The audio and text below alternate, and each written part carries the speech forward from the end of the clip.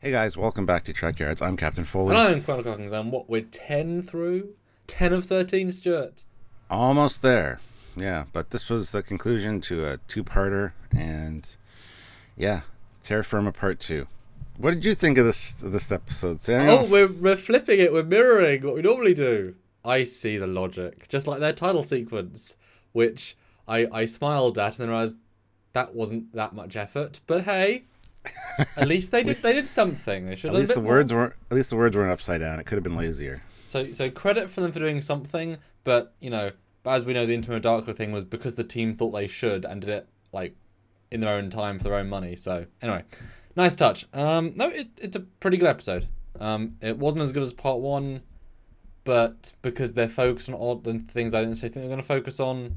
Not putting Lorca, I thought was a big misstep, but it was far more focused in what it wanted to be, which was a small story rather than a big story. So I get why it just could have gone a different direction for me. But yeah, I enjoy it just fine. Although, as many people have said online, losing Giorgio doesn't really have much weight because she's coming back in her own show. And the entire reason for them doing this two-parter is to get her out of the show and make her good enough to be, as in, not evil enough to be followed as a character. That said, I liked the moment that she left. Although that was quite poignant. But then as soon as she's gone, and we'll see her back next year. Really enjoyed the last half of it once they got back into our universe. I didn't enjoy the mirror universe stuff at all, really. Whoa. Okay. I mean, it was okay. It was kind of what I expected. I called that Lorca wouldn't be there as much as I wanted him to be, and they kept leading up to maybe we'll see him, and I'm like, yeah, we probably won't. And sure enough, Because there's a moment where they've got guns on Georgia, and I was expecting as she's dying, Lorca's the feet just to step in, and he was cloaked next to the other ship, and he beams aboard and he just shoots her, and he kills her dead. I thought that would have been the epic. He's in it for one shot, like Luke Skywalker, but boy, is it an impactful shot. yeah. So the mirror universe stuff was okay. I mean, Captain Killy was great actually, and everybody else died. Spoilers. But I got to admit, her, the whole thing of her going and being told to kill all her co-conspirators was an awesome idea, and very well handled. I thought that was done very well. Good acting as well. There was a lot of good stuff in the mirror universe, but it just didn't grab me. I found it much more entertaining once they got back into our universe, because there was some interesting stuff there, some really well written dialogue, good acting by Admiral Vance, and those scenes were really good, as well as just seeing Jet back, Jet Reno, And there is a story there. and the meta joke with I haven't seen you in forever. Where have you been? I've been converting plasma conduits into polaric or whatever she said, which was great. And the fact she's eating black licorice, she seems like a black licorice fan, And it's not it's candy. It's like an accessory. That stuff with her was great. Seeing her again, and of course Admiral Vance was well written. Again, I really like this admiral. Hopefully, it doesn't carry on the trope that most admirals are bad. Although he did have a slightly more sinister tone this week, I found an undercurrent of I didn't get that. because they've done an okay job at setting stuff up, but they do also have a habit of setting stuff up a couple episodes before. So if he turns out to be bad in the last episode, then I sensed a little bit of okay, because his tone of voice, he got. I mean, I know he's sort of being he disapproves of Saru's motives or how he did it. That's fine, but I was surprised by the acting choices a little bit, just a little bit.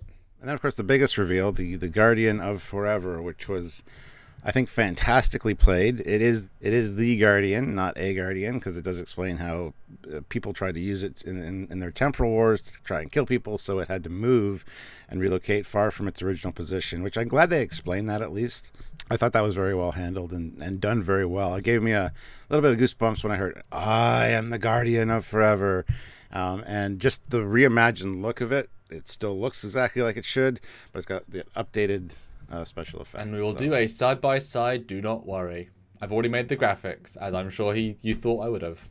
I knew you would have, yeah. And in regards to that stuff, obviously we knew that was, although it's funny when he started having that old voice, I thought it was gonna be I thought it was Q voice because Q's also speaking in this big voice. I was like, oh, it's Q, and then 4 seconds later it's Guardian. So I was like, I took it the wrong way around for a second. But we predicted, and it's one of those things where it could have been done better in the sense of there's lots of things they could have done, but as long as they explained it, Okay, cool. You know, I mean, did the Guardian gain more sentience over those years? You never get the sense in TOS it could move, but that's not the point.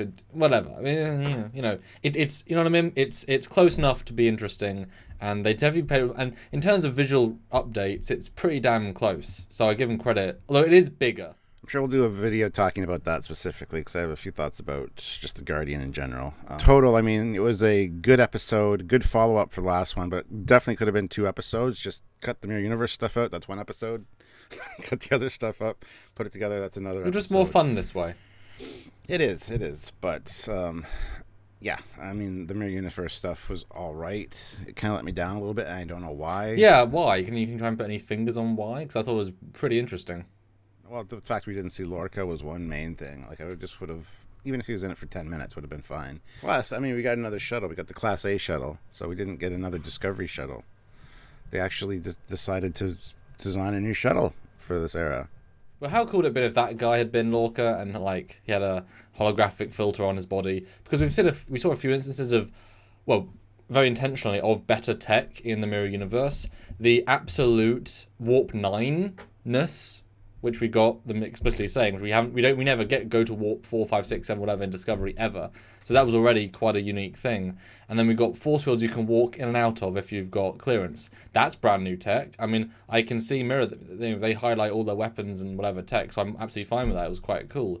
But we got a few little advanced things, so it would have been kind of cool if the guy in the brig had actually been Lorca with a holographic like shell, and then that would have been fun, My biggest thing was they just unveiled the new flagship, the Charon, or I want to call it the Charon all the time, but anyway, the Charon, and they're not even aboard it. I mean, 3 months has passed. We find that out. 3 months in the Mirror Universe, but they're still aboard Discovery for some reason. That's true. That is never explained or even given any second of time. You know why why they did it? Because they did not have the throne room. They didn't rebuild it from season 1, yeah. Exactly, yeah. So they just used the sets of Discovery, which that's fine, I guess. Although, jump off that for a second, I was quite impressed that they time jumped.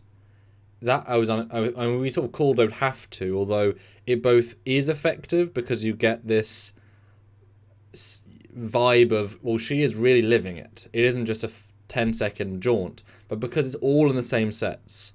It's all in the same shooting style. It's all in the same vibe. And they never have these, like, cut to space battle to show time's past. You could very easily be forgiven to think it was all over the course of, like, 2 days. Because it's very, like, there's no sort of flair in how it's filmed. But they did say a few months, but I expected more than 3 months. I expected closer to 6. But at the end there, where the Guardian, says check your wristband there, Giorgio, 3 months worth of medical data had piled up. So that's how we know it's 3 months, which is fine. It's a perfect amount of time, actually. But did I call that or what? You've only been unconscious for a minute. Oh, we both said it was artistically what they had to happen. Although I was surprised that she did die via the stab wound. I was waiting for her to stand up and then someone else kill her because she showed weakness. I was like, oh, really? That's how you're gonna die? I thought that was great though, and you pass through the Vahare. To no, that was good. Saru, that was fun. And then the pass through she passed through the door, which again was that was great actually. So I guess it's going to be Captain Killy versus Lorca now for the power of the Empire, because they're really the only big cheeses left. Although, do we really care about this alternate mirror universe? No, not really, because just like, do we? That's the thing, though. It is an alternate universe that's been fresh created, but do we care about the universe where Edith Keeler lived and the Nazis took over Earth? Have we ever talked about that ever since 1966 or 67, whenever? No, because it's kind of like it's a universe that also could just have been stopped. It's a self-created universe by the Guardian. It's the exact same logical rules because we saw it already before. So I'm fine to say that universe stopped existing as soon as she left. I'm okay with that. It was just a construct, Yeah, I get that sense with this one, but I liked how the Guardian even explained that. Like, usually people just go on through. If they changed the history, it was on them to fix it, But, I had to change that around a little bit because people were trying to use me to kill other people. So, which was fun to link. We haven't seen the Guardian since TAS, and it's nice that, he got a bit of, hero-ness there. Because, there's a time war. He's an unlimited time portal without any, it's like, that's, dangerous. I want more explanation as to what happened to him during the Time Wars, though. I think that'll be in a novel somewhere, probably. Although probably not a lot. I'd assume that, Starfleet would who would have the planet under lock and key for those 4, 5, 6, 7, 800 years would be studying it, and then suddenly like an alien race would come in and try and use him, and then he'd run away instantly. So I assume the Guardian was on the run for most of it. I mean, how many times can you change time and kill people before you're like, oh, that's enough? Once. You know what I mean? It's like, from a clearly, creatures that want to kill universe. But it doesn't explain what he was doing for those 100 years before Time War, because the Time War only happened for a certain amount of time. They solve their issue in the future. Book does. He uses basically range extenders to help them cut through the subspace static or whatever, which I thought was a great explanation. Although #justice for Sahil, because he talks about Federation listening posts. Anyway, poor guy. Just a moment. There we go. All right. And I did think Book was a little bit off character this week. Like, they're pushing him a little bit too fast into be, I'm Mr. Good Guy, Friendly Starfleet. Like, I know he's not trying to be full Starfleet, but it's like 2 episodes too quick. Yeah, worked for me. I do love Admiral Vance's problem, though. Like, that's Emerald Chain technology on our only spore drive ship, and they're desperate for dilithium that doesn't really work. Are you sure you're fine with this decision?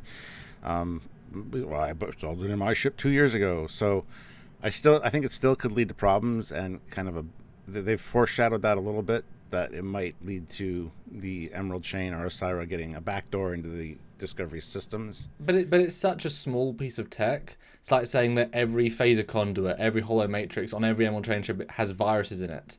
Well, no, that would be absurd. If it was a computer core, fine, but it's just a piece of, communications range extended tech. It's nothing huge, so I would be fine with, though, rather than anything like that, them saying once they, they can detect the signal from that signal, use a very unique frequency, and that's how they can track them. That I'm fine with, although you wouldn't assume they would keep it installed within, they only need it for this one thing. So as soon as they spore to the ship, they'll turn it off.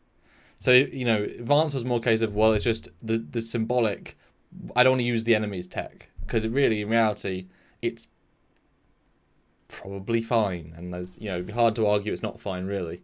So that was interesting, and the whole him saying to Saru, you hesitated on giving me the information about this ship, the Kiev or whatever it was called, because it's got some Kelpian crew members, and I got a Kelpian here. This is what I see, a Kelpian who hasn't seen any of his own kind since he got here. So I'd have no problem with you being hesitant or whatever. But next time, let me know everything that's going on. Again, I thought Vance was so well done in this episode. I would have respected Sarah a lot more if he said, okay, you are right, sir. I absolutely did. I was like, oh, come on, mate. Come on, don't, he's giving you the out here. I know he's the CNC of all Starfleet. You can't show weakness necessarily, but he's giving you the out to say, okay, that's half of it, sir, but the other half is I want to solve the burn. So I was a bit disappointed in Saru's decision there, but at the end of the day, it doesn't really matter, because we're going to move past it pretty quickly. But I was like, oh, Saru, you're better than that. You're implying, you're putting your reasons onto him, but he did say, no, we're going to wait to get more information. Yeah, it might have been because of You said that was dodgy at the time. I did say it was dodgy at the time, because it's clearly supposed to be, but at the same time, we're not supposed to know that. We're supposed to assume that it's just face value what it is. I think he thought he was doing something the right way, and he wasn't. This episode was more just small scenes. Like I said, I was surprised how little scope the Universe stuff actually had. It was a very, very small story, and the amount of time it's spent in in Briggs, which, hey, in my own film Temper Anomaly, there's reason for a lot of Brig time. It can be very impactful, but it was a very small scale thing. Although the jet thing I thought it's like they thought they were gonna have her for every episode. They didn't. They were like, oh, she was in contract for do 9. She can only do 4. I guess we have to write something. I guess it's fine, but she's not the best character for me. So it's like, okay, meh. Although being away for in the canon of the show 4 weeks, I mean, they have messels, they have if Samus wanted to say, computer, where is Jet Reno, that she would say, where's Jet Reno? He obviously hasn't checked up on her in 4 weeks, because you wouldn't say, where have you been, because you could see her today, and they've also have beamings in their communicator, so it's your fault for not checking up on her. So that doesn't really work. Meta joke for sure, to explain where the audience where the hell you've been.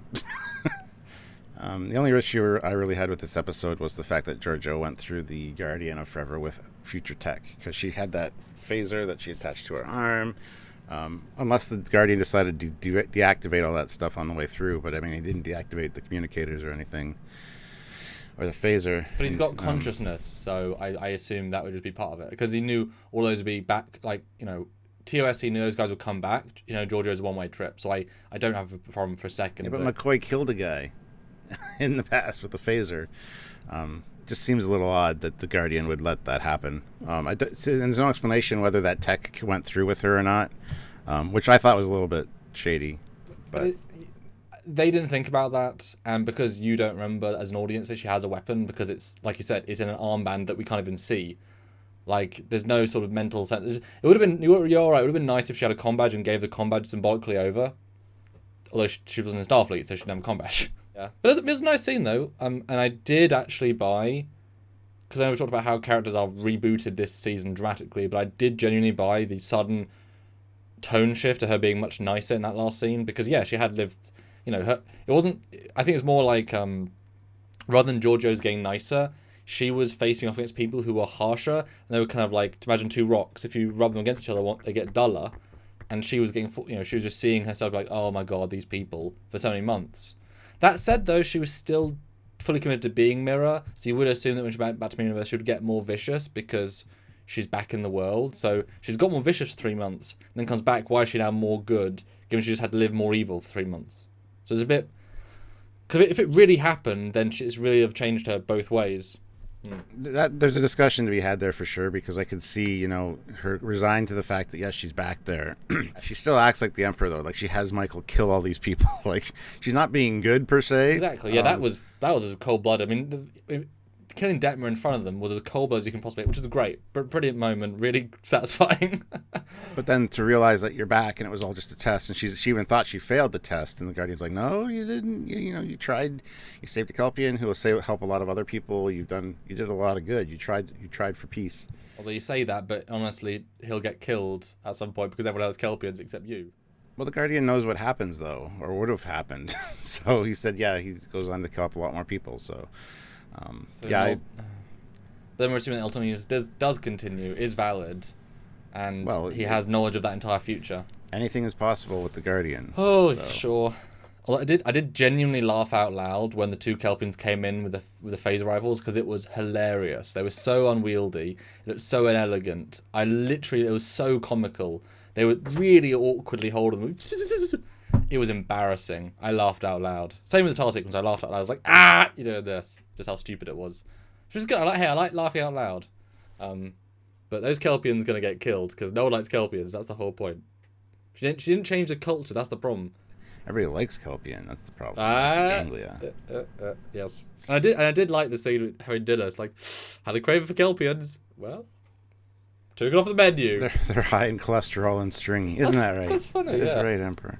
And oh boy, I again thought when she told Saru about the Vahari, I was like, oh, this is the moment he's gonna kill her. Like, as in, this is the setup for he's gonna stab her at the end, because this is for everything your people have done to my people.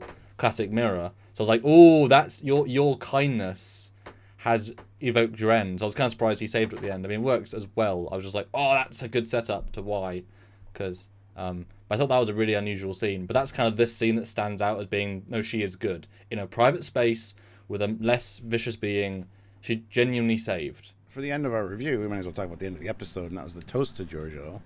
A lot of people last night on my first reaction live had a real issue with it. You know, people saying nice things about her, even though they weren't really saying nice things about her. They were just telling the truth.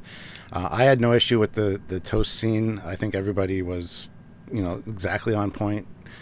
Sarah was talking about her barbs, although stinging. That she always spoke the truth, and Jet's. Well, her truth. Well, Jet. The whole thing was, she was very to the point, and I like that. So I thought there was no problem with that scene. I'm wondering if next episode there's going to be a memorial for her, which... I don't want to waste time. We're done. Move on. She got 2 episodes. No offense. They gave her more than enough time. I think they're going to give her a memorial or something next episode, but we'll talk about that in our prediction video.